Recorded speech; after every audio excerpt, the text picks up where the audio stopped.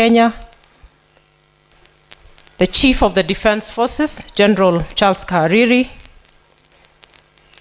Principal Secretary is present, the PS Defense, Dr. Patrick Mariro, and the PS State Department for Higher Education and Research, Dr. Beatrice Inyangala, distinguished members of the University Council, Vice Chancellor, National Defense University Kenya, general officers, serving and retired, faculty members, graduates, distinguished guests, ladies and gentlemen. It is with great pride that I join you for the third graduation ceremony of the National Defense University Kenya. Today's occasion is both a celebration of academic excellence and a testament to the continued growth, maturity, and strategic relevance of the National Defense University Kenya. We gather here to honor dedication, resilience, and discipline of our graduating class. You have demonstrated the highest standards of learning, leadership, and service, values that lie at the very heart of NDUK. I extend my warmest congratulations to each of you for achieving this very significant milestone. Your Excellency, the National Defense University, Kenya, continues to play a central role in advancing the Ministry of Defense vision of nurturing resilience, ethical, and visionary leaders for the defense and security sector. Through its 7 constituent colleges, vision, the university is shaping strategic thinkers, policy innovators, and operational leaders capable of responding to evolving and complex security environments, both at home and across the globe. Your Excellency, our graduates today stand not only as scholars, but as custodians of peace, defenders of national sovereignty, and ambassadors of stability in a rapidly changing global landscape. Their achievements reflect the university's sustained contribution to national and regional security and the university's commitment to collaborative learning, innovation, and strategic foresight. Over the past year, the university has continued to expand its footprint in providing practical solutions to today's security challenges. I have witnessed its leadership in facilitating high-level dialogues and training programs on strategic leadership, ethics, and governance, engaging senior officers and officials from Kenya and beyond. The university has also strengthened partnerships across Africa and globally. Your Excellency, of note is the National Defense College Kenya, which is a constituent college of NDUK, which has, through innovative approaches to national security, recently launched the inaugural Kenya at 100 capstone training under the Kenya at 100 Strategic Foresight Initiative. This forward-looking program aims to shape Kenya's developmental and security trajectory toward its centennial year in 2063, enhancing strategic leadership, sustainability, and cross-sector collaboration among senior leaders of this country. Your Excellency, as has been mentioned, during last year's graduation, you did commission NDUK to conduct research on the rise in femicide and its impact, and the impact of fake news, disinformation, and misinformation. And I was honored to participate, as many other members of the ministry family. We did participate as key informants, and I want to take this opportunity to commend the university for its thorough, timely, and policy-relevant research. These findings provide a solid evidence base for action, and the Ministry of Defense fully supports their implementation in collaboration with other ministries, departments, and agencies to strengthen national security and social cohesion. The progress we celebrate today is the product of collective effort and visionary leadership. And I express my sincere gratitude to you, Your Excellency, for your steadfast guidance and support as Chancellor of this university. I also acknowledge the valuable contributions of the Ministry of Education, the National Treasury, the University Council, and the dedicated faculty and staff.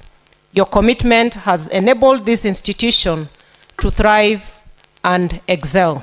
And Your Excellency, we express steadfast commitment as the Ministry of Defense to continue offering support to this institution. To our graduates, today marks both a conclusion as well as a beginning. You now embark on a new mission to serve with integrity, to serve with courage and wisdom. The education you have received here equips you not only with knowledge, but with the discipline, the character, and judgment required to make sound decisions in complex security environments. As you take up your new responsibilities, remember that leadership in the defense and security domain demands both strength and compassion, the duty to uphold peace while safeguarding justice, dignity, and humanity. Let the values of honor, service, and integrity guide you in your journey. The world you enter continues to change at unprecedented speed from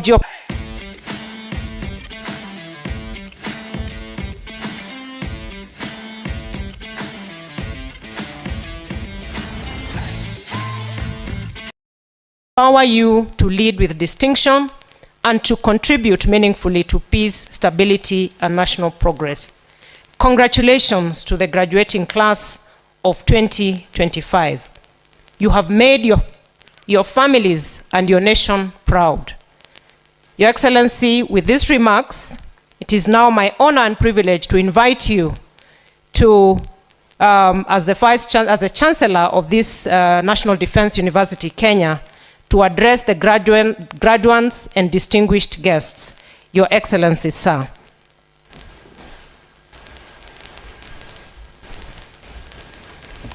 Thank you very much. Please, let's take our seats. Excellencies, members of Council and Management of the National Defense University, Kenya, distinguished faculty, Excellencies, family, members of friends, Council and Management, ladies of the National Defense University, Kenya. I am pleased to join you, distinguished faculty, on this auspicious occasion, the third graduation ceremony of the National Defense University, Kenya, to honor and celebrate the achievements of this remarkable cohort of graduates who now join the ranks of those fully empowered to serve our nation and humanity.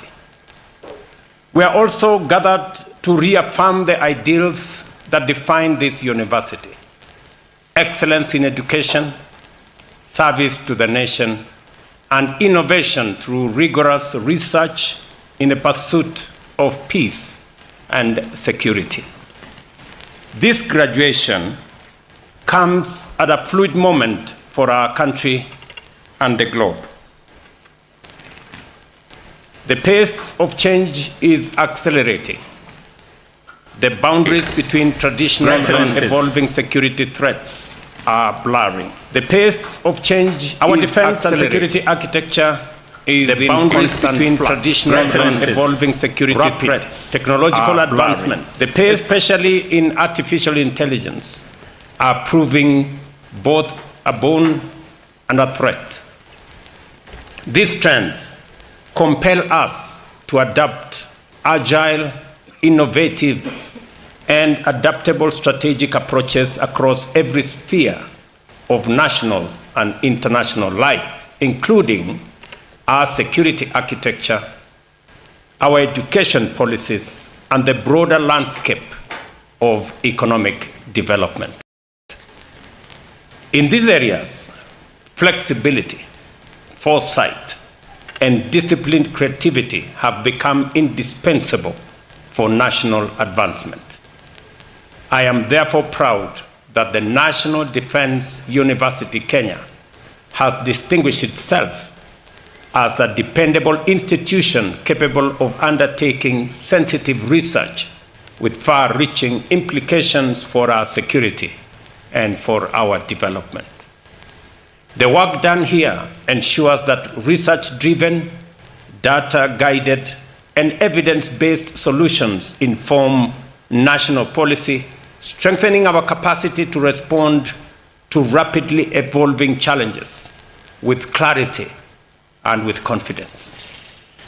I commend the University Council and management for their steadfast commitment to the research initiatives I have continued to assign from time to time.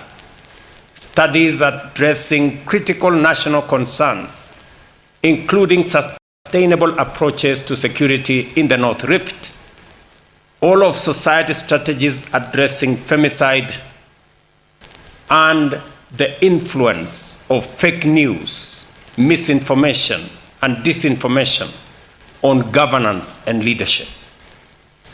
Ladies and gentlemen, in my State of the Nation address yesterday, I identified human capital development as one of the 4 national priorities alongside expansion and transformation of agriculture, generation of additional energy, and expansion of transport and logistics to propel Kenya to the next frontier of leadership. We settled on human talent development because our people, the people of Kenya, are the most precious and irreplaceable resource that we have. No country can rise above the abilities of its citizens.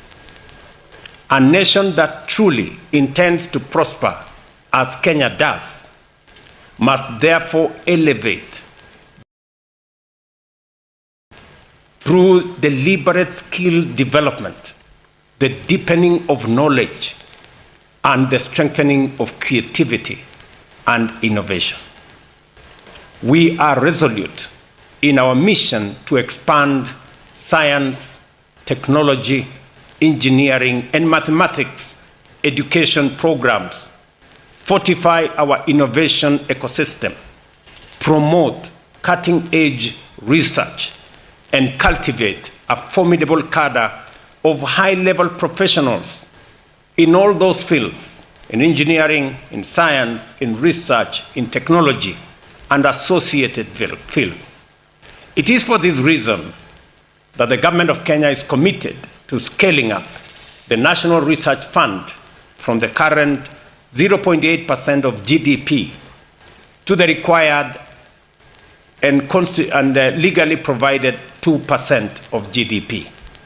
It is also the reason why I deliberately reorganized government and created the State Department for Research, Technology, and Innovation. This increased investment is essential to driving this vision and will ultimately raise our national research budget to close to R1 trillion in the next 10 years. Through this fund, we expect our universities to stand at the forefront of research, innovation, and technological development. And this morning, I had a conversation with both the council and management of this university on the need to plug into the ecosystem that is being created, where we are consolidating all our research resources, our research intervention, and coordinating and creating more synergy so that research in all the fields is coordinated, is funded appropriately, and is scaled up so that we can benefit from the outcomes of research, be they in innovation, be they in business and in all other ideas that gradually develop into businesses and into interventions. We expect to see a steady rise in patents originating from our institutions of higher learning and research.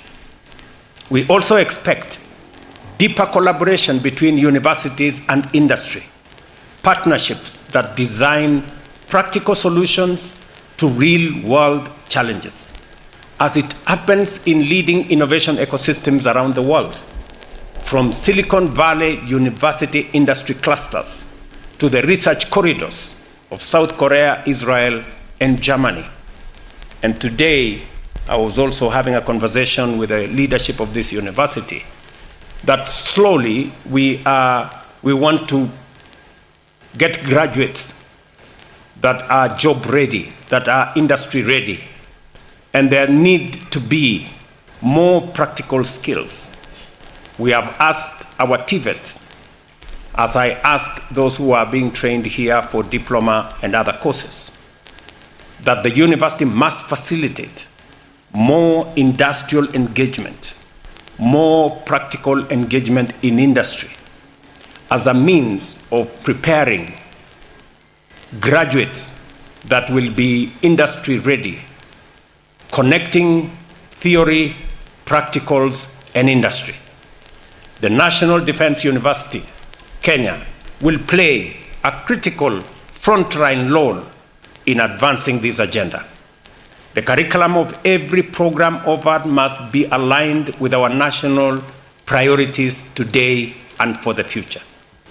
I therefore commend the university for developing capstone programs on national security and ethics designed to foster a collective understanding of our evolving security environment and to ensure coherence in policy formulation and implementation across government. I take note, of course, of the different courses and the different engagements facilitated by this university and training of principal secretaries, cabinet secretaries, and other senior members of government to understand and to be part of our security architecture policy making that will facilitate not just the security of our country, but the progress of our nation. To the graduating class of 2025, you step into a world that is dynamic, interconnected, and full of opportunity. You have acquired critical skills that must now be applied in defending and advancing our nation. I urge you to use these skills, particularly in strategic and critical thinking, to confront and resolve the complex challenges that lie ahead of you. I urge you, just as I urge all Kenyans, to dream boldly and aspire greatly. Do not be content with the ordinary or the average. You are the visionaries of this generation, entrusted with the duty of actualizing Kenya's immense potential for greatness. Do not settle for less.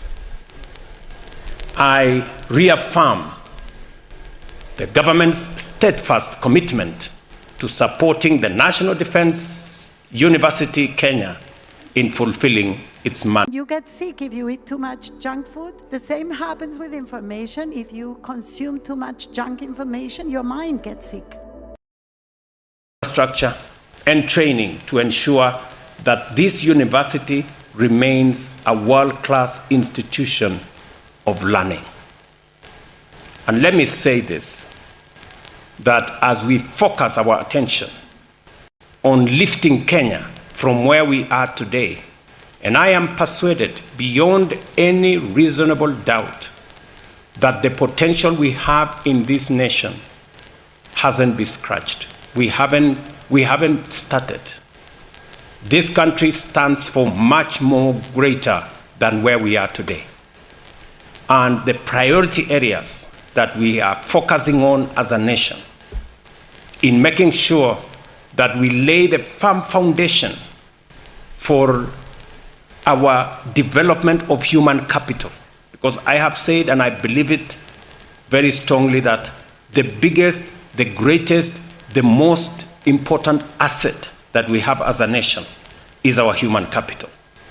And to be able to tap into the potential of our human capital, we must sharpen it through education, knowledge accumulation, training, and making sure that we unlock the largest potential possible from our human capital, and translating ideas, knowledge, innovation into practical solutions for the challenges that we face today as a nation. I am very happy to note that in our midst, we have engineers, we have people who are training in the space of science, technology, engineering, and mathematics. Because as we move our country forward with the determination that I see, like for example, next week on Friday, I will be in this county to begin the first 170 kilometers of dualing of the road from Rironi all the way to Mount Summit.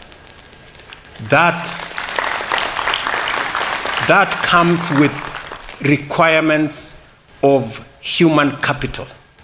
I was having a conversation this week with a company that is going to undertake that huge exercise where they are investing their own resources. It's not government of Kenya resources. They will be investing in the construction of this road.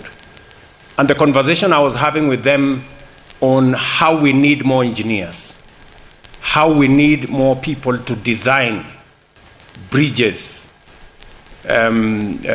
viaducts, and all the other road infrastructure, how we are going to use the capacities they have to transfer technology and transfer knowledge to more engineers in Kenya, to more people like the one I see graduating here today, so that they can not only appropriate what we need to do as a nation, but we can create a pool of highly qualified professionals to drive the development of our country.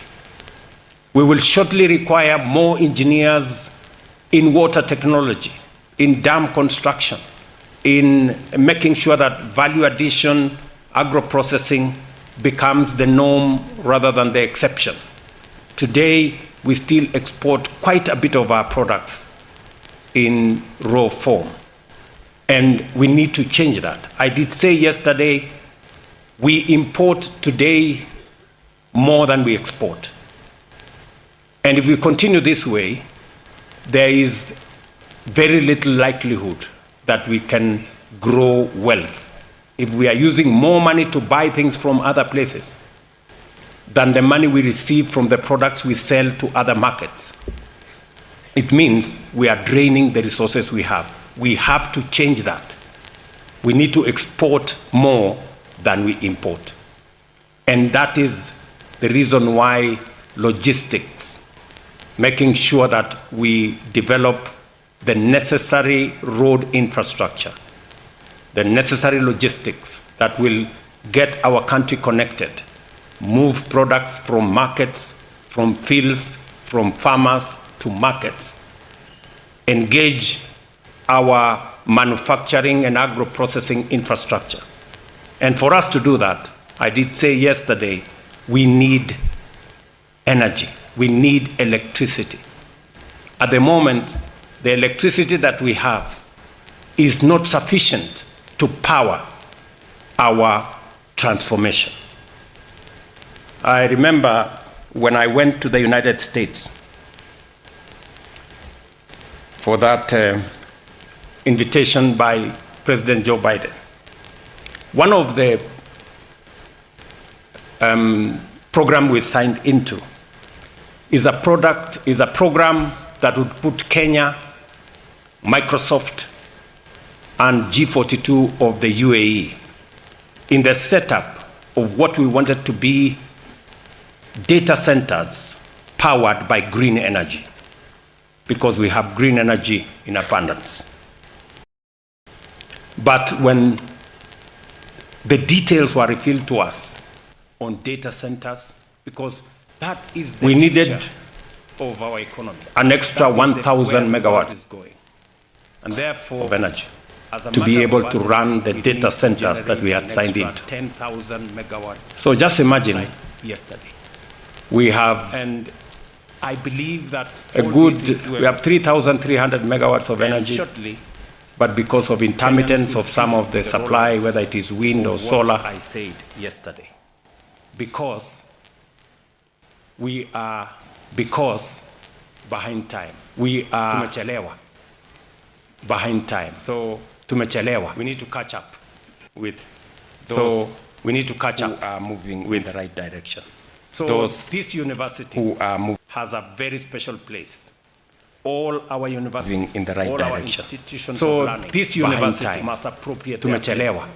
As I said yesterday, we are going to spend more resources in so this university. Our men and women has a very special place. Our schools, all our universities, all our institutions of learning must appropriate their place. They have, as I said yesterday, we are going to spend more resources in equipping and our men and women, the Kenyan, making sure that our schools, it is the reason why I have increased colleges for education, our universities from close to 500 funded shillings to they have the necessary capabilities to train, because education is important, and to educate our training, the Kenyan population is important. It is the reason why, because I have increased the budget for education, no nation from close to 500 billion shillings to 700 billion shillings in the last 3 years. Because so education is important. We have our training of human capital is important. With a capacity, because as I have said, with a capacity, no nation can grow progress. So beyond the abilities of its citizens. So if we have to move to the next level, we have to train, we have to get the men and women with a capacity to think, with a capacity to plan for our progress. So universities, colleges, I call upon you to appropriate your place, to take up your responsibility. Government of Kenya, we will raise the necessary resources. It is the reason why we have increased our university funding from about 45 billion shillings in 2022 to 82 billion shillings this year. Because the training, the sharpening of our human capital is central to our development and our progress as a nation. And therefore, those of you who are graduating here today, I have told you that you occupy a very special place in shaping the future of our country. And each and every one of us must know that you have a contribution to make. Each and every one of us, from wherever you are, whatever the job you have, whatever your station in life, you have a duty, a responsibility to Kenya to make your contribution to the progress of our nation. It is not going to be a one-man adventure. It's not going to be a section or a sector. It's going to take all of us to pull together and move Kenya to the next level. I am very confident that we can do this in our lifetime. When we are here, we can do it. We can see a different Kenya when we are here. So, congratulations to the graduating class. You have our blessings, you have our prayers, you have our support as you step into your areas of responsibilities, as you step into your areas of expertise. Please do the very best. Work for whoever you work as though you are working for God. Do the best. put your best, very best foot forward in everything that we do, and I believe that together we are going to succeed. Congratulations again, my very best wishes. Thank you for your attention. Asante sana.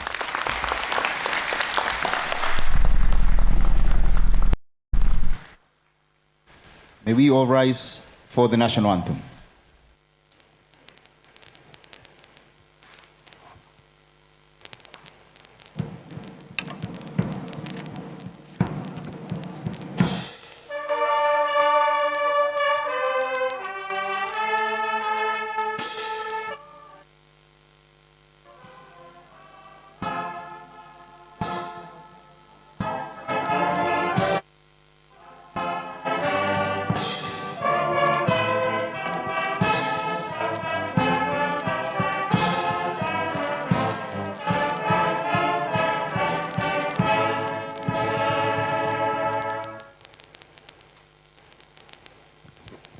Your Excellency, Chancellor Sir, I humbly request the mace bearer and the escorts to the mace to take their position for the Chancellor's recession.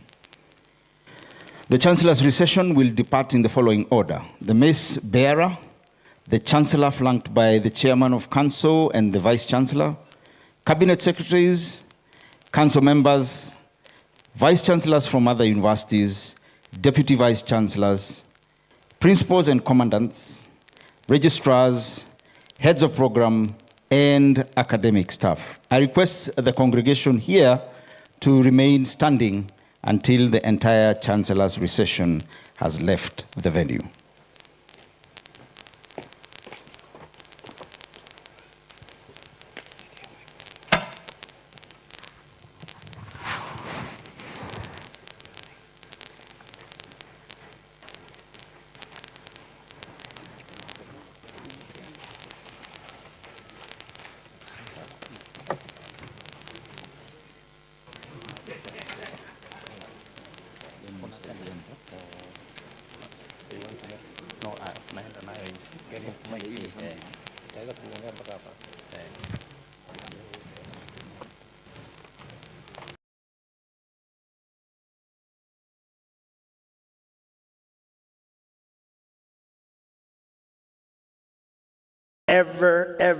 Ever before. It's going to be